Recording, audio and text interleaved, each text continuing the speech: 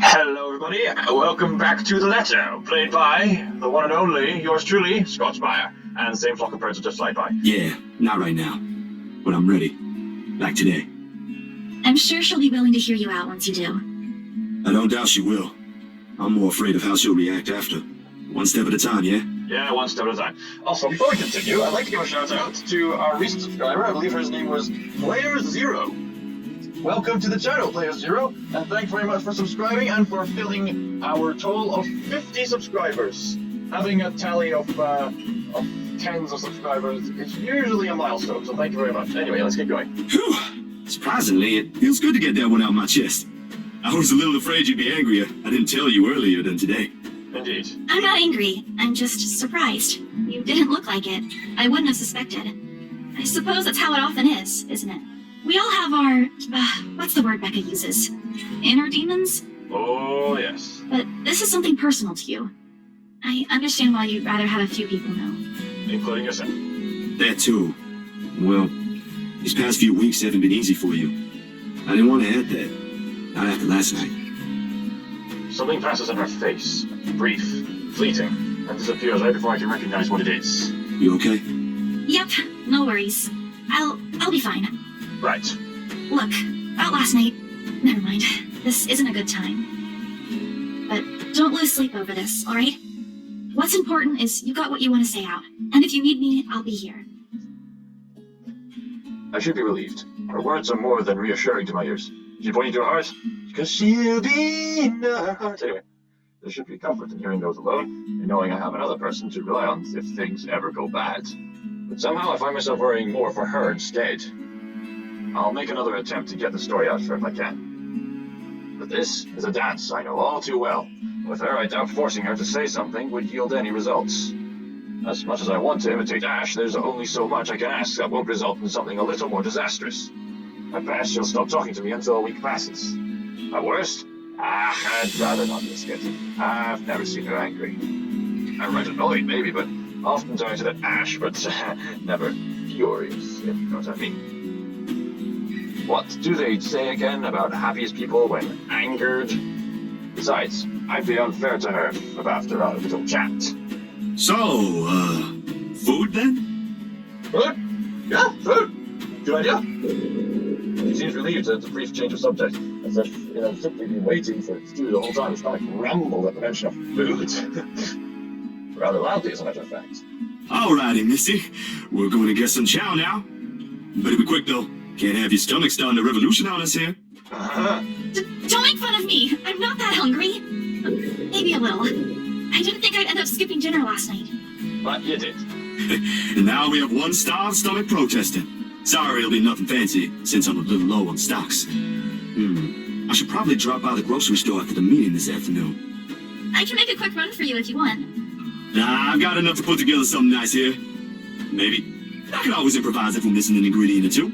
It ain't like we're going for a Michelin 3-star status here. Also, didn't I say you're a guest? Is this a Filipino thing? Or just Rebecca rubbing off on you? The soft laughter that comes from her doesn't quite reach her eyes, nor does it match her face. Neither, the answer is neither. Because if she says, update idols, you'll remember. On second thought, I might need a little help slicing up the potatoes while I prep the ham. You up for that? What? Do you think instant noodles are all I'm about? I'll have you know, I can cook a mean paella with my eyes closed. All my siblings love it. Sure you can. Come on. I think I know what we'll do with those spare ingredients. Paella.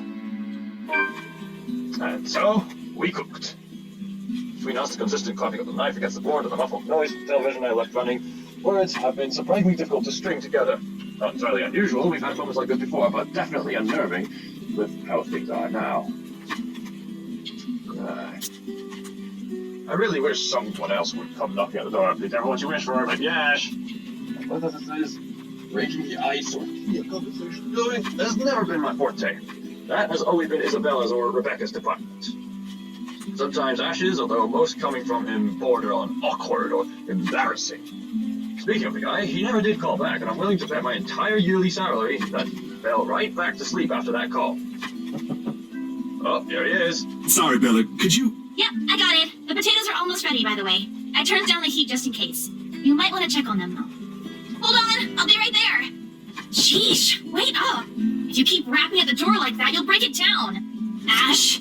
Oh, good. You're awake. Yeah. There he is. There's the ash hole. I've never been really keen with the notion of courtesy, but he's warmed up to you, this guy. All 13 of my locks he broke can attest to that. He's a good fellow, though. Maybe a tad bit standoffish at first glance, but he's trustworthy. Don't you have work today? I could ask the same of you. Hey, Z-Man. Hey! You're late. Something came up? You need to drop the Z-Man. It's getting old. Sorry, I got caught up with something at the precinct on the way here. Had to attend to that first before things got out of hand. I'd tell you about it, but you know how it can be with those kinds of things. Later, maybe. And you're here because... What? I'm not allowed to say hello? I doubt you're here because of that. And you're not answering my question. Ah, my bad. Forgot to mention that. He called earlier looking for you. Rebecca's worried because you didn't come home last night. You could have called my cell instead. You weren't picking up. Anyway, I'd really hate to cut this little get-together short, but I need to be somewhere else. Come on, Isabella, let's get you home. I'll drop you off on the way. Wait, we're going now? He lightly claps a hand on her arm and begins ushering her out of the apartment, throwing a casual wave at me as they pass. Isabel, on the other hand, doesn't appear too fond of the idea. And sure enough, before they can cross the threshold, she puts a firm foot down and force alone enough to halt them both and catch the taller man off guard. It would have made for a funny picture. The way Ash almost crashes into her and Isabella giving him an indignant pout over her shoulder. Surprise and confusion are all in his face all at once. Two things are rarely ever grace if you can help it. Rare moment even for a small group. If only I have my camera with me. Dang, it's right there, you dunderhead. What is it? Zach cooked something. If it's just food, I'll get you something on the way back. But the food! It's Zach's cooking! Real delicious food that actually tastes like food. Zach's cooking! Ash! Oh! At least I can have a bite. Please? Please, Ash, please! Zach, help me here! These two, whenever they are in the same room, sometimes feels like herding a group of unruly kids instead of talking to two mature adults. One moment they're engaged in a pleasant chit-chat, the next they're bickering over a minor issue.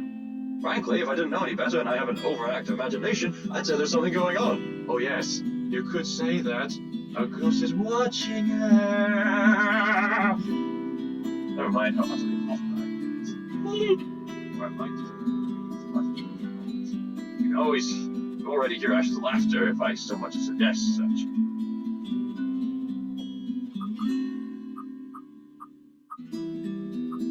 Just give me a moment. The choice of the day. Let them carry out their business, or let them cook up a feast. Let me just think for a moment.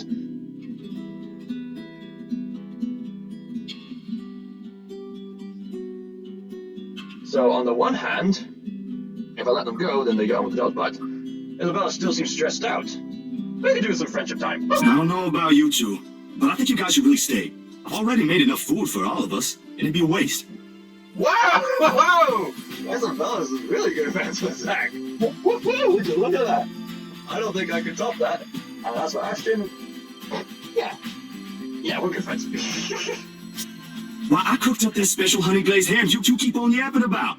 Got some scalloped potatoes with onions and cheddar to go with it, too. Ooh.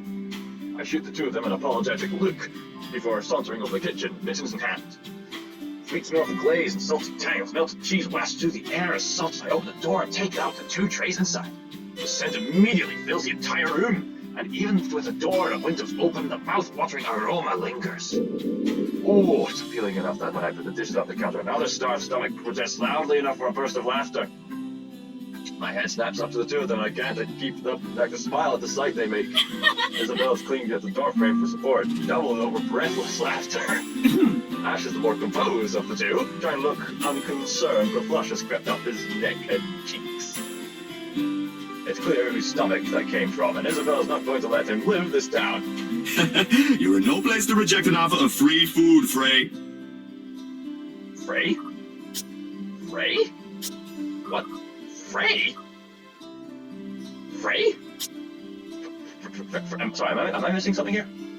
Is Ashton Frey? Okay. I wasn't rejecting anything. Damn it, I just missed a meal, that's all. Just like her. Aw, he's flustered. Shut it! Those guys at the precinct said it was urgent. Somebody has to be responsible for it. Well, aren't you precious? Right. You know, if you keep laughing like that, you'll burst. Careful what you wish for. I'm sure it won't be as bad as your stomach suddenly rumbling like a starved. Alright, kiddos, play nice. Food's gonna get cold if we keep this up. Ash, you gonna stay? Might as well, since Scaredy Cat's so hell-bent on staying. Oh, nice. Would you look at those? I can just taste those cheesy potatoes. There is, however, conscious effort to avoid mentioning what's currently on the headlines. The dead is never a good topic to talk over food in polite company. This case in particular. Especially if the dead are haunting you! So, I really avoid it if they were in a position someone I personally knew passed away in a gruesome manner like that.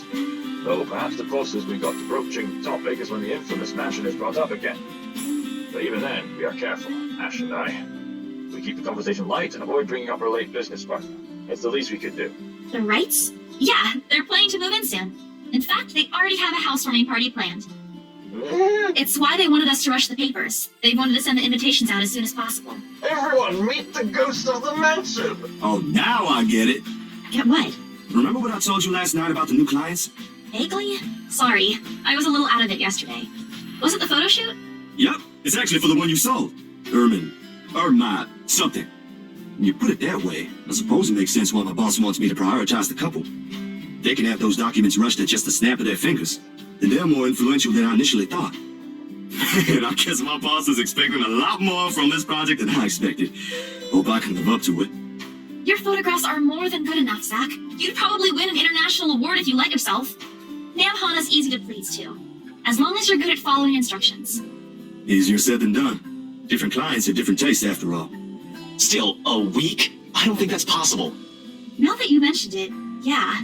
They wanted everything finished at the earliest. Because they're rich swines! To be honest, it's not unheard of, but... But it's still weird.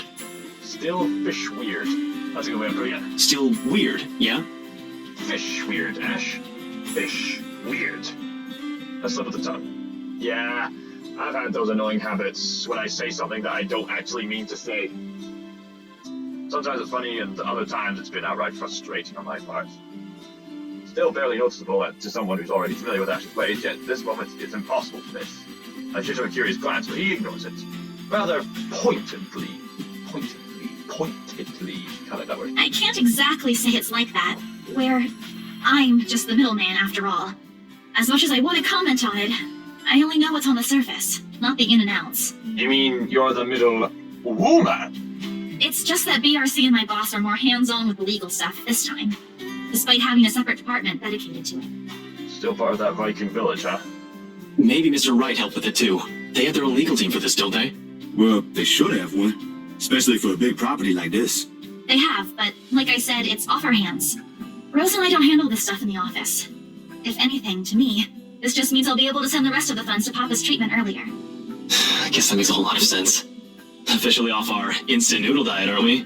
Well, we're eating cheese potatoes, so that answers your question there. Ash, has anyone ever told you that you have an uncanny way of ruining the mood? That's the way of asshole. What? I was just saying. A few more months of stuffing your face with those, and I'm sure you'll start to look like a noodle cup. That's a pretty picture. At least I don't live off convenience store food. Or make poor, unassuming pressure cookers explode. What? How did you... Oh, come on, Zach. Sorry, it just came up while we were cooking earlier. I'm impressed, Ashton Frey. You even made it to the news. Ah, yes, the surname is Frey. Sorry, my mistake. A one-time thing. And it wasn't as big as you seem to be imagining. Oh, sure. Let's all pretend that one time you almost set my apartment on fire didn't happen too. Whoa! Hey, that was an accident.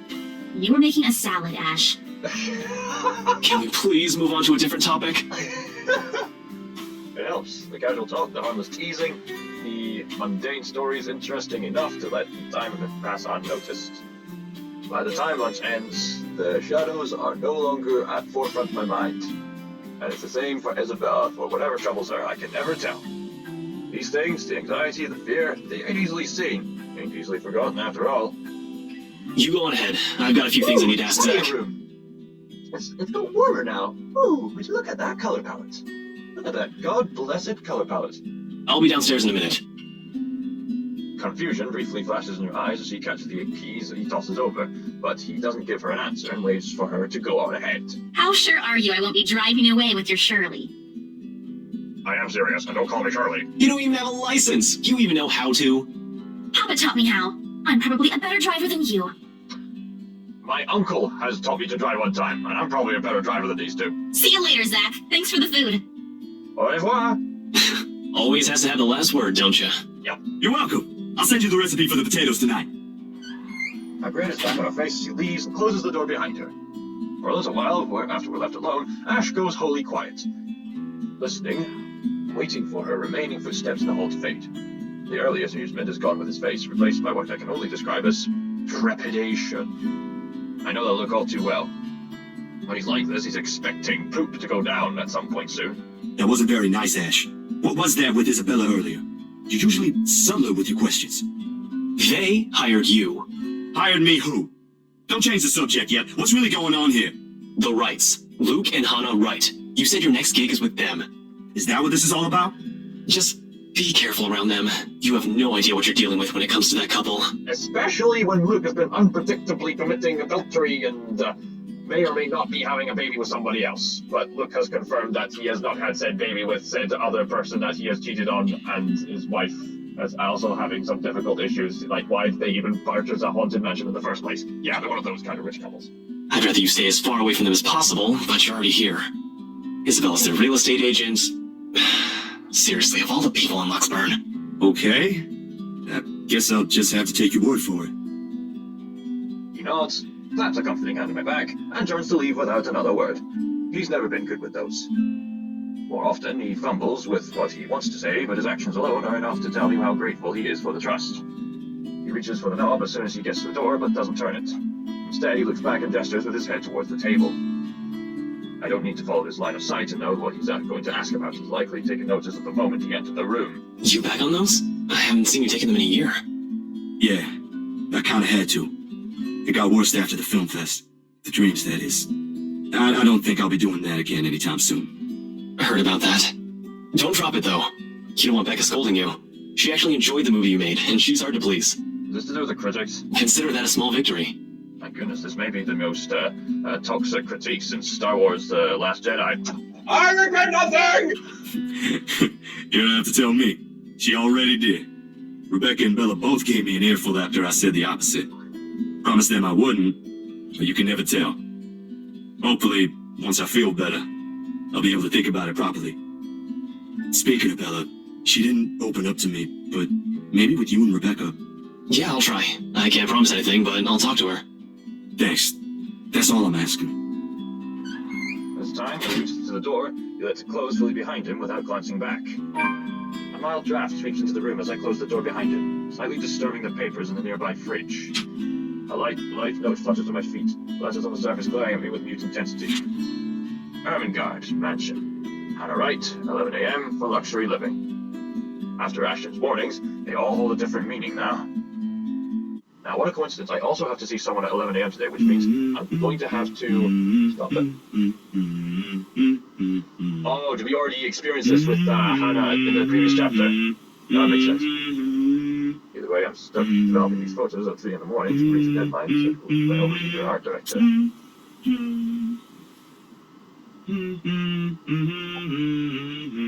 I don't know what tune you're humming, but it's quite merry. Okay, nothing to fear here. Don't get me wrong, Julius is good. He has a vision and knows what he wants. But dang, he can be too enthusiastic sometimes. Doesn't matter when you couldn't sleep anyway. There's nothing new in it, of course. After years of working as a freelance photographer, it's simply something I have grown used to. Get to know people, build a client base, do good work, and cash in some late hours if need be. Rinse and repeat. It certainly takes a while to get some footing on the field, but it's the kind of thing that pays off in the long run as long as you keep at it. Given enough time, you might end up with big names on your client list. Names like the Wrights in particular. I never did pay much attention to them, but it's virtually impossible not to hear about them after a local news channel or paper has something to say on their name. A party here, an acquisition there, an inquisition from Spain there. Nobody expects the Spanish Inquisition! Anyway, sometimes it's a new business venture, other times it's the everyday gossip that typically follows popular people like them. Not in a million years did I ever imagine I would end up— oh, sorry, phone's ringing. Okay, it's not important. I would end up working to such a high-profile couple. And between that and the fuss that comes with, it leaves me no time to ponder over whatever happened to Isabella or why Ash is so adamant we keep away from the pair. They do seem like the good folk, though, despite the whole fame thing. Sure, there was a rumor running around years ago after him being involved in some business scandal. But just like every gossip blown out of proportion by the media, nothing came of it. And eventually, it simply died down. Much is definitely left to be said for the husband, but I doubt a woman like Mrs. Wright would pick him if he didn't have any good points at all. Everyone, I just noticed something. Do you hear that? That is the sound of nothing.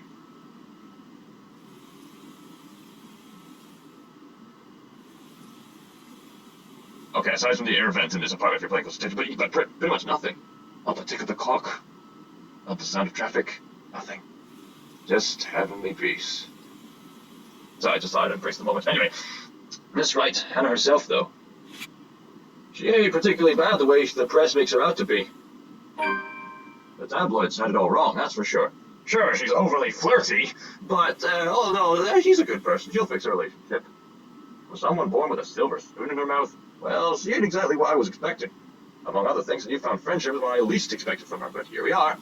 Although, with a life as public as the Wrights, no wonder it's the woman who often gets the crappy end of the stick. I can't help but feel sorry for her. She's a real nice person when given the chance. Heck, she might even have ended up friends with Rebecca and Isabella, too. Yeah, that's right, if they weren't living worlds apart. Probably. Oh, Beep quickly pulls me back before my thoughts travel any further. In one practiced motion, I carefully place the wet print I'm holding in a drying rack and amble over my makeshift darkroom to get the last photos from the water bath. Oh, he works in a darkroom. Oh, a makeshift dark. Oh, that's really cool. You must have your own chemicals and all that. Inside the converted broom closet, the film processor lets out another soft clack before going on in standby mode. As its mouth, the lone photograph sits on the tray, barely visible with the lack of light. It's the last one tonight, for the set Mrs. Wright's requested. I think I know which one it's gonna be. I don't usually make this a habit, giving away stuff, that is. It's bad for the business, no matter how well-intentional and generous you are. This exception, however, did treat me as well, and was a pleasant companion all throughout the shoot. Even if she didn't ask, I would have probably given her a few prints just for the heck of it. Miss Wright ain't much of a bad subject matter to begin with. And maybe this is just me, but for someone who has everything at the palm of her hands, all the money in the world, loving husband, buddy a big mansion to go home, she's lonely. As stated before, Freddie Mercury stated that his success has brought him worldwide fame and millions of pounds. But Freddie Mercury said, "It made me miss the one thing we all need, a loving, ongoing relationship." That's what Freddie Mercury said. And I think there's various characters in the Bible who got everything they ever wanted, and yet they gained nothing but loneliness. That's the most bitter type of loneliness there is. It doesn't just appear like it. It shows in the tone of her voice, but how she moves, and most certainly in her smiles, if you could even call them that. Always hidden behind the glamour for the world to never see. Sometimes with people like her, small things like these helps. Well, it's a reminder that the world can be kind, too. Water drips from the paper as I blindly pick it up, gently lays on another tray, holding a decent amount of photo flow.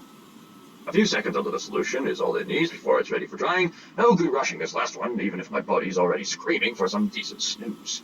My hands fumbles at the light switch, moving towards it with familiarity, while I fish for a squeegee. Squeegee. Squeegee. Squeegee time. Squeegee. Sorry. Squeegee. I'm sorry. One metal tilts and I'm taller the other. The bulb flickers twice before it glows, settles. Casts a soft light in a tiny space. When I glance back down, squeegee in hand, ready to finish the process, I finally call it a night. I think I know which post it's gonna be.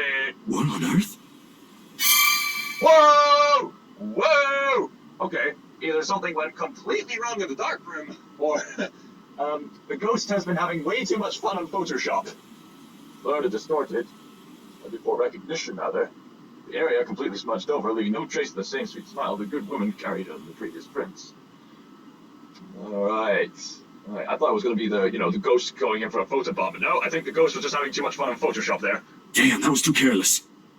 A common mistake to make, of course, is one if one is negligent enough to pick a newly processed photo in the dark, if like I apparently did.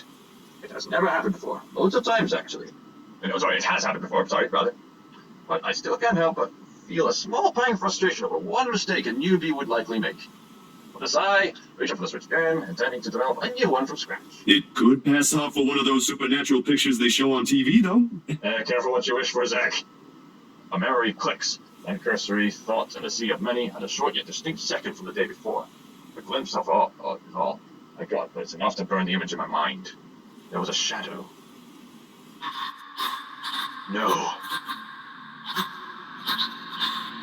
It was a ghost, having a photobomb. A woman. In her 20s or early 30s, maybe? I'd say mid-20s. But with how far her flesh of bone has become, it's not possible to tell at first glance. The skin itself was already taking a slightly pale color, rotten in most parts, blood dripping from every open gash and lesion in her body. Bony hands gripped Miss Wright's neck like a noose, veining the skin underneath with a vibrant shade of scarlet. Nothing but malice fills the gleam in her eyes. Zachary? Not for me, but for Miss Wright. Zach, is something the matter? Yeah, Ghost is trying to photobomb. Oh, no, there's nothing wrong. Liar! I just remembered something, that's all. Let's get back to the pictures. Can you move a bit more to the left, yeah? Memory alone is enough to make me rich. And with this, I'm just going to save the game right here, right now, because I really need to go. Thank you all so much for that. And Zach is going to start questioning his photography career, and it's going to be all worth it. So thank you all so much for watching, as always. Join me next time for more ghost shenanigans.